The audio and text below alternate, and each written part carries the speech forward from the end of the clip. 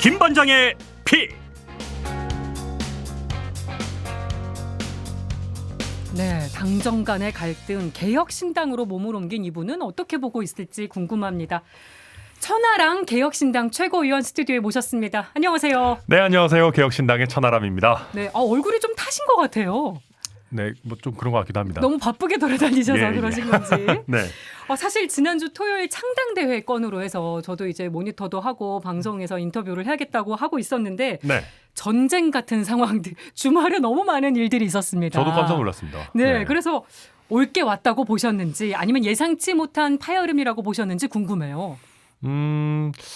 터질 수도 있을 것 같다 생각했는데 이렇게 거칠게 터질 줄은 몰랐습니다. 거칠었다. 네, 너무 좀 이상했어요. 저는 보면서 윤석열 대통령과 한동훈 위원장의 관계가 사실 예사 관계는 아니잖아요. 우리가 뭐 약간 안 좋은 의미로 윤석열 대통령의 아바타다라는 표현까지 썼는데 그 정도로 가까운 사이로 알려져 있는데. 근데 대신에 이제 윤 대통령 입장에서 보면 아바타가 내 말을 안 듣는 거에 대해서 더 기분이 안 좋았을 수 있겠죠. 네, 그러다 보니까 그리고 또 이게 터져 나온 게 사실은 김건희 여사 때문인 게 굉장히 큰 것처럼 보이잖아요. 예. 저는 그렇게 이해하는데 그렇게 보는 시각이 많습니다. 네, 그 김건희 여사라는 게 기본적으로 안 좋은 이슈잖아요. 그러니까 제가 아무리 대통령이라면 이 이슈를 가지고 한동훈 위원장과 직접적인 어떤 충돌을 빚는 게 지금 그나마 공개 일정 줄인 김건희 여사의 문제를 다시 수면 위로 끌어올리는 건데 예.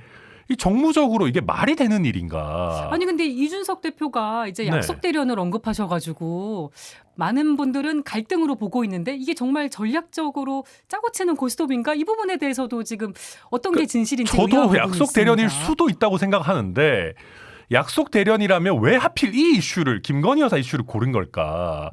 사실 잘 이해가 안 돼요.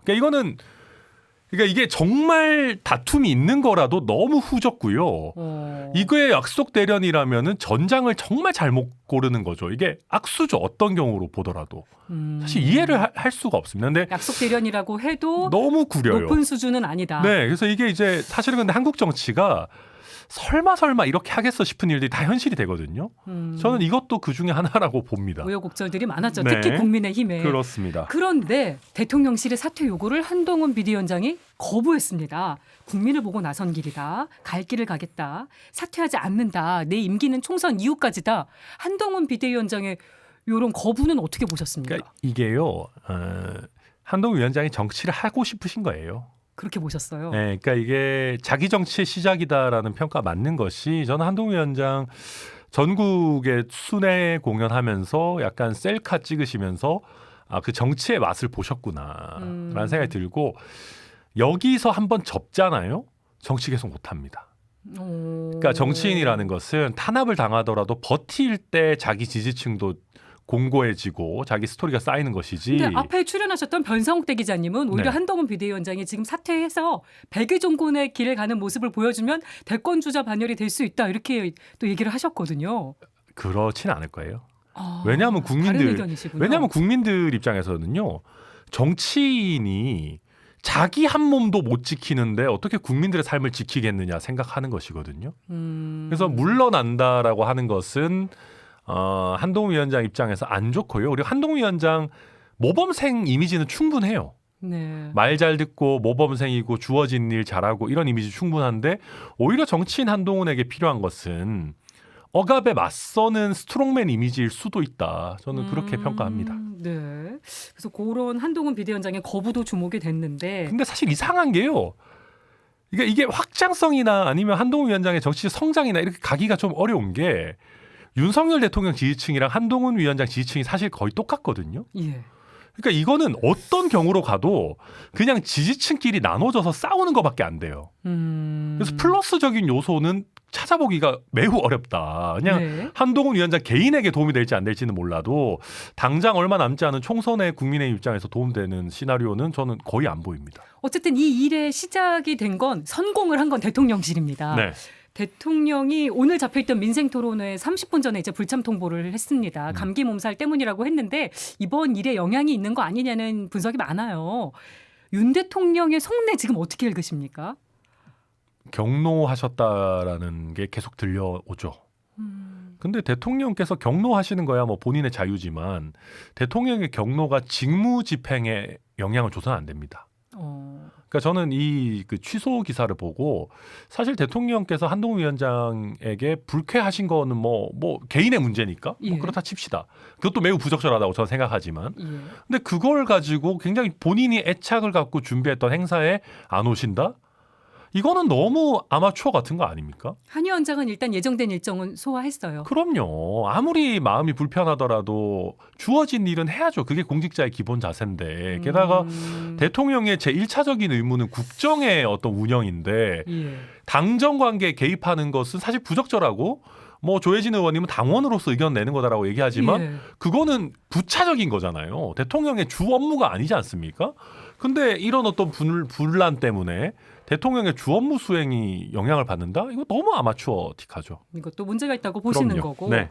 어쨌든 분란의 원인이 된 것으로 많은 사람들이 보고 있는 김건희 여사 리스크에 대해서 오늘 기사를 보니까 판사처럼 얘기도 하셨더라고요. 내가 판사라면 김건희 여사 유죄다 이런 얘기를 하셨던데 그러면 이런 상황에서 틀어진 이 두 사람의 관계가 향후에 쌍특검 재의결로도 연결이 될지 어떻게 보십니까? 그렇게 가면은 정말 끝까지 가자는 거죠. 만약에 김건희 여사 특검법의 재의결이 이루어져서 통과가 된다라고 하면은요. 예. 윤석열 대통령 레임덕 확정입니다. 그리고 한동훈 위원장이 완전한 미래 권력으로서 자리를 잡겠다라고 하는 것인데 너무 빨라요.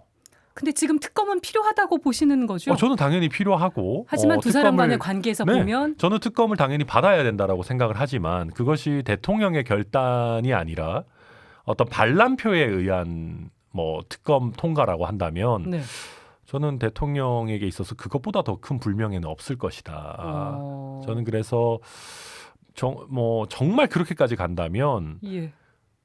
저는 한동훈 위원장도 무사하지 못할 수도 있다. 어. 그러면 거의 전면전으로 갈 겁니다. 그렇게까지 예. 간다면. 네. 저희가 라디오 본방 시간이 얼마 안 남아서 30초 정도 짧게 얘기 나누고 이제 유튜브로 넘어가야 될 것 같은데요. 이번 일이 제3지대에 미칠 영향은 어떻게 보십니까?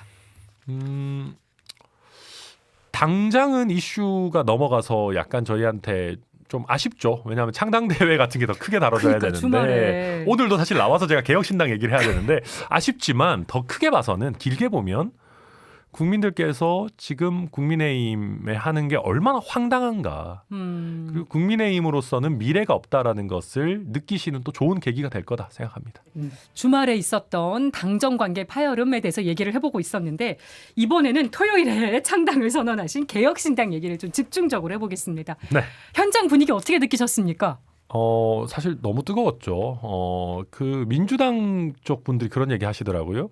노무현 대통령 때 이후로 이런 식으로 국회의원회관에 막 그 줄이 또아리를 틀듯이 뭐 이렇게 있었던 거는 거의 처음인 것 같다. 뭐 이런 평가를 하는 분도 계셨던데 그 정도까지. 되게 뿌듯하기도 했고요. 왜냐하면 제가 입장을 하는데 워낙 줄이 이렇게 막 많이 있으시고 실내에 못 들어가시고 이런 분들 그 회의장에 못 들어가시고 하신 분들 계셔서 환호해 주시고 막 이렇게 하이파이브 하고 하는데 너무 기분은 좋았지만 동시에 이분들 실망시키면 큰일 나겠다. 책임감도 느끼신 책임감도 거고. 많이 느꼈고요. 그리고 심지어는 제가 한 방송에 가서 저희 공간이 그렇게 크지 않으니까 많이 오시지 말라고 막 그런 얘기하고 그랬거든요. 오히려. 그래서 제가 혹시 텅텅 비면 어떡하나 생각했는데 다행히 많이 와주셔가지고 뭐 잘 마쳤습니다. 제3지대 인사들은 다 총출동하셨더라고요. 그렇죠. 다 오셨죠. 정말 많은 분들이 또 참석을 하셨던 네. 걸 저도 볼 수가 있었는데 그날 큰 행사 창당대회가 끝나고 이준석 대표와 어떤 얘기 나누셨습니까? 이제부터 시작이다. 라는 거였죠. 저희가 이제 끝나고 같이 고생한 우리 실무진 포함한 우리 모든 사람들하고 이제 회식을 하고 그랬는데 오늘 하루만 즐거워하고 내일부터 다시 고민하자. 라는 것이었고 왜냐하면 저희가 가진 게 없어요.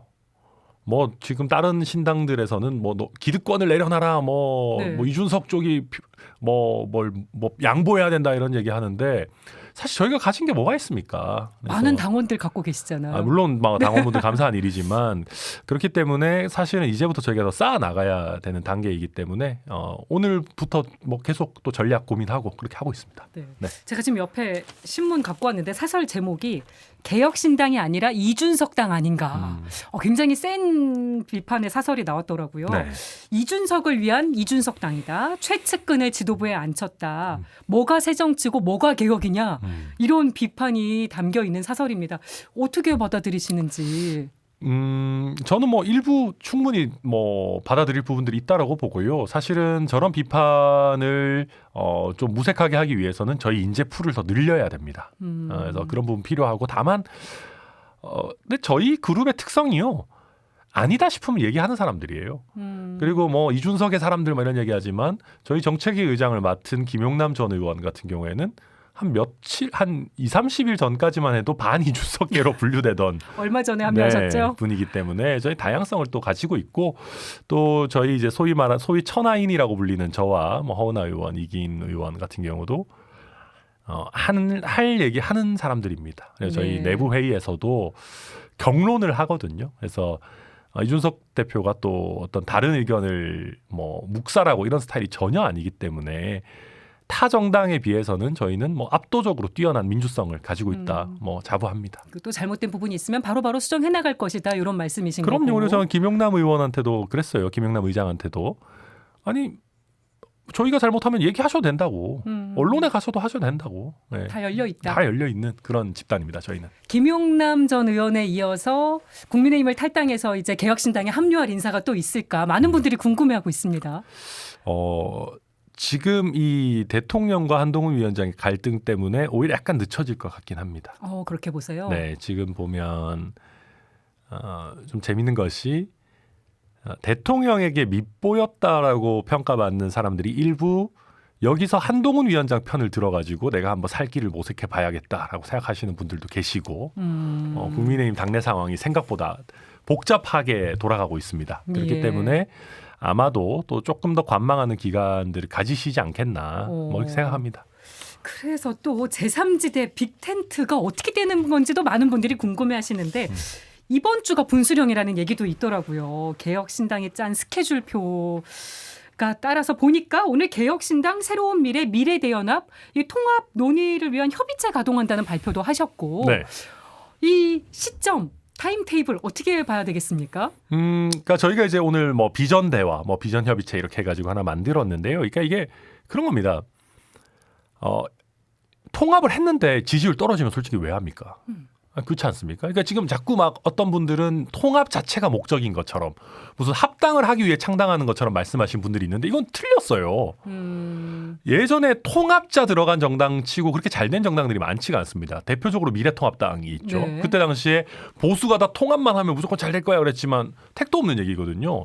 그러니까 저희가 그런 전철을 밟지 않으려면 국민들이 보셨을 때 얘네가 왜 통합을 하는 건지 그럼 통합을 해서 뭘 하려고 하는지 내용이 나와야 되잖아요. 그러니까 오늘 저희가 만든 비전 대화라는 협의체는 그 내용을 채워 넣어보자.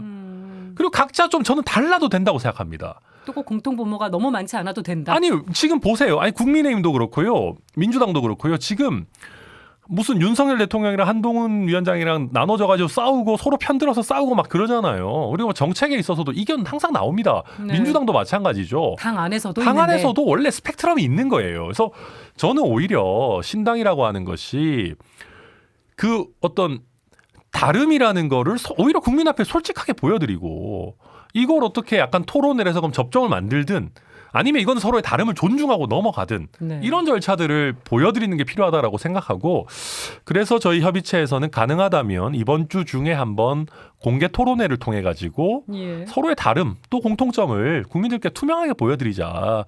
그래서 이 사람들이 얘기 들어보니까 조금 다르지만 그래도 이런 식으로 당내에서 건전한 토론이 이루어지는 게 지금 막 이상한 걸로 싸우고 있는 거대 양당보다 낫겠는데 여기는 그래도 최소한 정책을 가지고 토론을 하네 라고 하는 그런 뭐랄까 좀 더 희망찬 모습 같은 거 좀 보여드리고 싶습니다. 근데 대화의 주체가 개혁신당 그다음에 미래대연합 새로운 미래여가지고 새로운 선택이랑 한국의 희망은 여기 들어가 있지가 않습니다. 그러니까 이제 지금 보면은 이게 뭐 표현이 그렇지만은 새로운 선택이나 한국의 희망 같은 경우는 저희 개혁신당과 많은 대화를 이미 했습니다. 예. 뭐 양양자 대표님 같은 경우는 이준석 대표랑 뭐 한 3-4시간 과학기술 토론회도 했고 금태섭 대표님과도 이준석 대표가 굉장히 오랜 기간 토론회를 했어요. 그래서 예. 그쪽이 가진 어떤 생각과 방향성에 대해서 어느 정도 알려져 있습니다. 관심 있는 분들 많이 보셨어요. 근데 이미 충분히 파악이 좀 됐다고 보시는 거고. 상대적으로 지금 뭐 새로운 미래나 미래대연합 같은 경우는 이제 창당 기치를 이제 올린 쪽들이거든요. 예. 그러다 보니까 이쪽에 대한 조금 더 어떤 심도 있는 이해, 파악이 필요하겠다. 그래야 각자 지지층도 좀 감도 잡고 네. 서로 뭐 설득이 될 수 있는 부분인데 설득도 되고 그걸 하자 그런 취지죠. 이 질문 정말 많이 받으셨을 거예요. 네. 이낙연 전 대표와의 연대, 낙준연대 정말 가능하냐. 근데 이제 이준석 대표가 인천 계양에 이제 또 이낙연 전 대표가 출마를 하셨으면 좋겠다. 빅텐트 골든타임이 오버됐다. 이런 얘기를 하시는 바람에 이낙연 전 대표와의 동행이 또 어려워진 거 아닌가 이런 얘기도 나오고요. 그러니까 저는 그런 게 있습니다. 그러니까 이준석 대표가 상대적으로 이제는 나이가 40이긴 한데 상대적으로 그래도 여의도 젊은 편이기 때문에 네. 좀 이런 태도 논란이 너무 빈번하게 나오는 것 같아요. 그러니까 제가 이준석 대표 풀 워딩을 다 봤는데 그러니까 나라면 이런 데 나가겠다. 그리고 그 앞에 굉장히 조심스러운 말들을 엄청 많이 깔았어요. 뭐 이래라 저래라 하는 것은 아니고 막 하면서 막 하면서 그럼에도 불구하고 나라면 이런 스토리 한번 만들어 보겠다. 네. 그게 그렇게까지 큰 문제인가 저는 잘 모르겠습니다. 이게 뭐 서로의 민감도가 다를 수 있고 그렇습니다만은 조금 저는 좀 서로 각자의 의견을 제시하는 거에 대해서 조금은 편하게 생각해 주셨으면 조금 서로 좀 쿨했으면 네. 하는 마음도 있고요. 물론 뭐 그쪽에서 이준석 대표가 뭐 방송보다는 차라리 직접 얘기해달라는 의견도 존중은 하지만 뭐 그렇습니다. 그리고 그러니까 이게 저는 걱정인 게 삼지대가요. 네. 조용히 있으면 묻힙니다. 그러니까 이준석 대표가 지금 어찌 보면 저희 개혁신당이 지지율이 잘 나가고 나름대로 이 안에서는 좀 잘 나오고 있기 때문에 다들 관심이 많으신 거 아니겠습니까? 예. 왜 지지율이 잘 나오겠습니까? 이슈를 끝없이 만들기 때문이거든요. 그런데 그럼 이슈를 메이킹은 하되 그럼 우리한테는 불쾌하지 않게 조심스럽게 잘해줘. 조심스럽게 하면 이슈가 안 돼요. 그러니까 노인 무임 승차 폐지 같은 것도 예. 이게 저희가 굉장히 민감한 이슈인데 거기에 대해서 저희 입장에서는 토론해 볼 만한 방안을 내놨기 때문에 이게 이슈화도 되고 불도 붙고 하는 거거든요. 비판도 나왔습니다. 비판도 나왔습니다만은 네. 아니 정치인이 정책을 내는데 비판이 하나도 없는 정책이 어디 있습니까? 그럼 하지 말자는 얘기죠. 그래서 뭐만 하면 자꾸 갈라치기다. 뭐 왜 이러냐. 아니 갈라치기는 코로나 시대에 필요도 없이 의사랑 간호사 갈라치고 이런 게 갈라치기지. 지금 무임승차 혜택에서 배제되어 있는 지방에 있는 여러 고령층까지 우리 복지에 있어서 공정의 원칙을 회복하자라는 얘기가 이게 왜 갈라치기입니까? 그래서 충분히 논의 과정을 거쳐서 나온 정책이라는 그럼요. 말씀이신 네, 거고요. 저희 입장에서는 그런 게 좀 약간 민감한 얘기는 하지 않으면서 이슈는 많이 일으키고 지지율을 끌어올려줘 같은 불가능한 얘기를 하는 거 아닌가. 저희는 좀 답답합니다. 네. 어쨌든 그러면 낙준연대 가능성은 아직까지는 파란불로 봐도 되겠습니까? 저는 뭐 있다고 보고요. 그리고 이게 골든타임이 지났다라는 표현에도 다들 또 굉장히 민감하신데 네. 이게 제가 이야기로는 무슨 설 전에 원샷 빅텐트 완성 이런 거는 어렵다라는 취지예요. 저희 창당한 지 얼마 되지도 않았고 또 다른 주체들도 지금 창당을 하려고 하고 있지 않습니까? 설이 또 얼마 안 남았어요. 그럼요. 그럼 창당을 애초에 시작을 안 했으면 모르겠으나 창당하고 계신 상황에서 원샷 빅텐트 좀 어렵다. 그러니까 이게 데드라인이 아니라 골든타임 말씀드린 건데 네. 좀 다들 조금 민감하신 게 아닌가. 물론 저희도 신중해야 될 부분이 있습니다만은 데드라인이 아니었다는 데드라인이 아니다. 말씀이셨고 네. 총선을 앞두고 유권자들도 고민이 많습니다. 뭐 거대 양당 심판론을 지지하면서도 내가 개혁신당을 지지하면 혹시 내 표가 좀 허수가 되거나 묻히는 게 아닌가 이런 고민하는 분들 계실 거예요. 네. 이런 생각을 하는 분들한테 어떤 말씀 해주고 싶으세요? 그러니까 이게 지금 국민들께서요. 진짜 이 개혁신당이나 아니면 개혁신당을 포함한 신당들이 실체가 있나? 이 사람들이 정말 변화를 일으킬 현실적인 힘이 있나?를 보고 계시는 거거든요. 많은 분들이 주시하고 계실 거예요. 그래서 저희가 꾸준히 지지율을 이제 우상향해서 가져가다 보면 저는 총선 직전에 지금 관망하고 계시는 많은 분들이 막판에 여기 실체 있네? 라는 확신이 들면은 저는 지지율에 부스터가 붙을 거라고 생각을 합니다. 그렇게 해서 지지율이 막판에 지금 뭐 10% 언저리에서 한 20%선 이상으로 올라가고 또 저희가 솔직하게 말씀드려서 전 지역구 공천을 다 못할 수도 있습니다. 네. 근데 그렇다라고 한다면 주로 대도시 위주로 저희가 벨트 내지는 클러스터를 짤 겁니다. 그래서 거기서는 저희가 거대 양당보다 오히려 인물 경쟁력이 뛰어나다라는 평가까지 저희 받을 수 있다면은 네.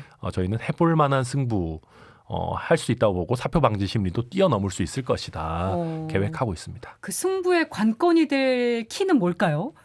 뭐 솔직히 말하면 지지율 플러스 양당의 헛발질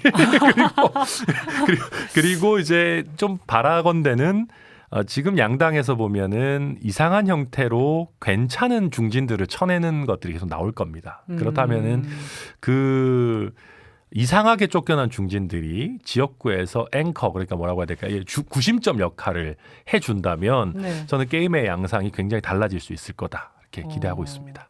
예.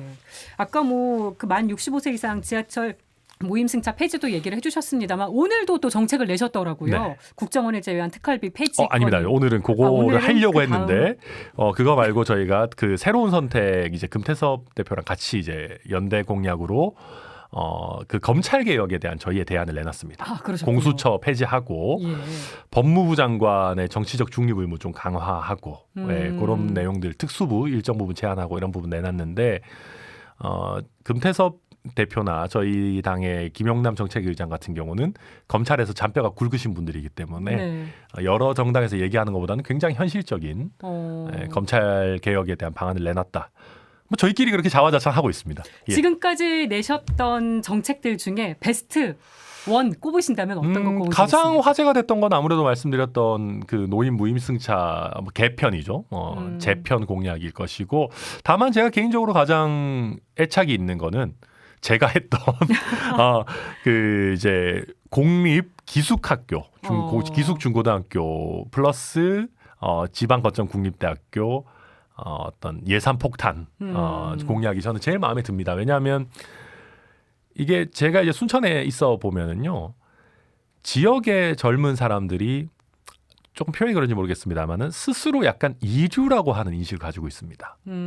내가 정말 뛰어났다면은 대학을 서울에 갔을 것이야. 네. 내지는 뭐 취업을 서울로 했을 거야. 그런 생각들 갖고 있다 보니까 서울로 대학을 간 친구들은 역설적으로 고향에 못 돌아와요. 내가 서울로 대학까지 갔는데 고향에 돌아올 수가 있냐. 근데 스스로 그렇게 내가 인류가 아니라고 하는 인식을 갖고 있으면은 사실 지역에서 어떤 정말 멋진 창업이라든지 뭐 도전들 하기가 쉽지 않습니다. 그러려면 우리가 과거에 정말 좋은 인재들이 지역의 거점 국립대학교를 가고 또 지역의 거점 명문 고등학교들이 그런 인재들을 지키고 키워내는 역할을 했었는데 이제 와서 우리가 다시 고교 서열화를 할 수는 없지만 정말 좋은 기숙학교 같은 부분들 통해서 정말 학생이 줄어드는 지방에서 학생들을 지켜내고 또 좋은 교육 해주고 또 그분들이 뭐 옛날처럼 서울대면 모르겠지만 고대나 연대 갈 바에는 내가 전남대 간다, 경북대 간다, 부산대 간다라고 하던 뭐 충남대 간다라고 했던 그때 정도의 수준으로 거점 국립대학교를 만든다면은 저는 지방 소멸 문제 훨씬 더 좋아질 거다 그렇게 생각하고 있습니다. 이 정책이 도움이 될 거라고 보시는 거고요. 그렇습니다. 그리고 아까 초반에 얘기 나눴던 당정 갈등의 연장선상에서 요 질문도 한번 드려보고 싶어요. 네. 지금 뭐 아까도 내신 정책들을 보면 윤석열 정부와 좀 각을 세우신 듯한 모습도 좀 느껴져서 만약에 한동훈 비대위원장이 이번 일을 계기로 해서 반윤으로 돌아선다면 혹시 개혁신당과의 이런 전선을 좀 같이 하실 용의도 있으신지 이런 생각도 해보게 됩니다. 너무 제가 지금 보니까 또 봉합 국면으로 곧 들어가는 것 같아요. 그렇게 전망하시나요? 저는 그래서 뭐 그거는 좀 너무 멀리 간 얘기라고 보고 또 한 가지는 지금 한동훈 위원장 본인은 내 얘기는 달라진 것 없다 뭐 이런 식으로 얘기하시지만 솔직히 그렇진 않거든요. 그러니까 한동훈 위원장 처음에 김건희 여사 특검법에 대해 가지고 그 김건희 여사 명품백 받은 게 무슨 뭐 함정 몰카라느니 특검법은 무슨 뭐 총선용 악법이라느니 그렇게 얘기했었죠. 그런 얘기 했었어요. 이제 와가지고 또 어찌 보면 뭐 걱정된다 이런 식의 얘기로 바뀌고 있는데 저는 한동훈 위원장이 또다시 입장을 바꿀 가능성은 배제할 수 없다. 그래서 저희가 뭐 지금 단계에서 뭐 개혁신당과 한동훈 위원장이 뭘 같이 하는 그림은 저는 생각하기 쉽지 않다. 그렇게 봅니다. 네. 네. 이제 마지막 질문을 한번 드려보겠습니다. 순천에 워낙 진심을 다한 분이셔서 근데 대구 출마설이 거론되고 있으셔가지고 네.